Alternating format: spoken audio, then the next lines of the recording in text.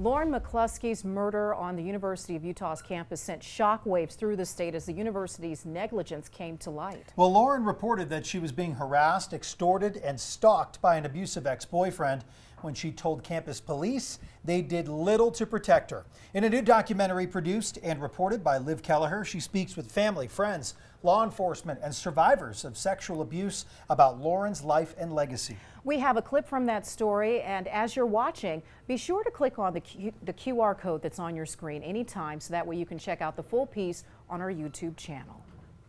The university's response early on was just sort of one that they really initially sort of defended their officers, and then it would take those subsequent investigations to sort of reveal, they did have some major problems. And I think one of the most shocking moments in all that was Officer Darris, who was accused of showing Lauren's intimate photos to coworkers.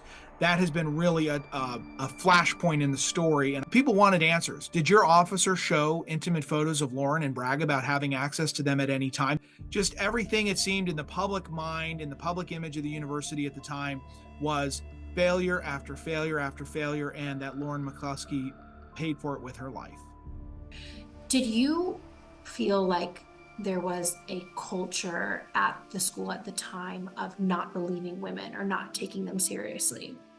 At the time when we were living it, I didn't understand that. But in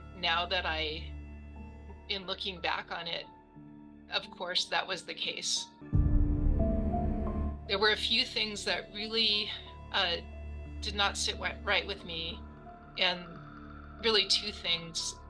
One was that there would be no disciplinary action against anyone in Lauren's case. Second one is when former President Ruth Watkins said